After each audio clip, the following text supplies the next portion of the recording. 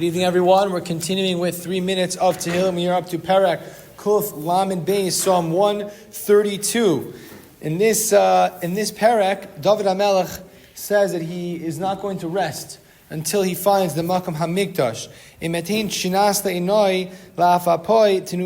I allow my eyes to sleep, even my eyelids to slumber a little bit, before I find the place of Hashem, the resting places of the strong one of Yaakov. And as we know, David HaMelech doesn't find, or doesn't get the go-ahead from HaKadosh Baruch Hu to build the Beis HaMikdash. His son Shlomo does.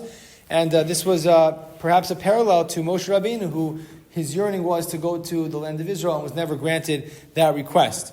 There's an interesting parallel between Moshe and David, even further than that, because the pasuk further in this Perek, pasuk Ches, seems to be a very similar pasuk as to one that Moshe Rabbeinu says. So I'll just read you the pasuk and then I'll read you the other pasuk. You'll see the parallel. So pasuk Ches, it is Kuma Hashem lemenuchasecha. Rise up or advance Hashem to your resting place. Ata va'aron uzecha. You and your mighty ark. So it's talking about the Aron. And it says, Kuma Hashem. Hashem, get up. Now, we also have this pasuk that we say in a little bit of a different order. When this is a pasuk from Baaloscha, and it is Perek Yud, pasuk Lamed He, which we say when we open up the Aron. Vayhi bin Soa Aharon, Vayomer Moshe, Kuma Hashem, similar language, Kuma Hashem, V'yafutzu Ayvecha, instead of Hashem going to his resting place, spread out or vanquish your enemies, V'yanusu Misanecha, and your foes should flee before you, Mipanecha, from before you. So, what is the reason for this parallel? And what's the differences, and why would we see these two seemingly repetitive psukim in Tanakh? So I heard one explanation is that notice that there's no enemies mentioned with David HaMelech. David HaMelech just says, Hashem, you should return to your resting place. You should go in peace. It should be a peaceful time. Whereas Moshe Rabbeinu, he is talking about specifically fighting against the enemy, battling against with the Aron, which is also, some Mefarshim say, is what this Perek is about. David HaMelech rediscovering the Aron and bringing the Aron back. But it was used in times of war as well.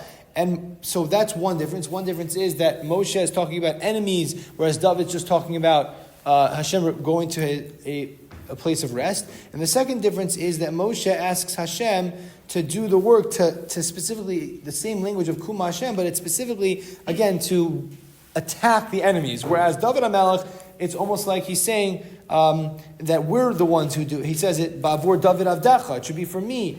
It should, and then he says other language of Kohanecha b'shut tzedek, that your Kohanim will be clothed in righteousness. They're going to praise, they're going to sing to you. It doesn't sound like the focus is on Hashem, the focus is on human beings.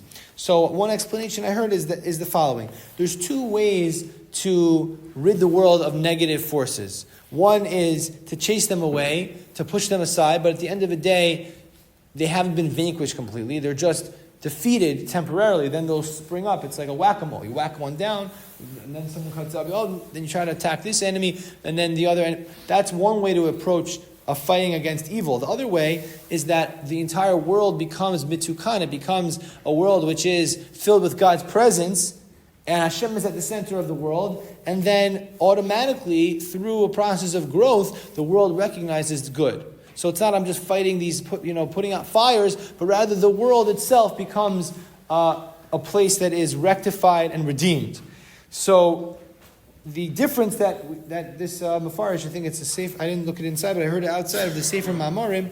He says that ultimately the goal is the Mashiach ben David, which is that we ask Hashem, Kuma Hashem, but the goal is that it should be minuchasecha, that it should be a natural process, it should be an organic process that eventually emerges, that the world becomes a place in which Hashem is the goal, Hashem is the focus of the world, and that organically and naturally causes the world to fall into place. The first steps are oftentimes defeating evil and pushing away the evil negative forces. But the goal is not to be always constantly putting out fires, but the goal is to inspire the world to a place where ultimately Mashiach will come through human initiative, but eventually will reach a place of minucha.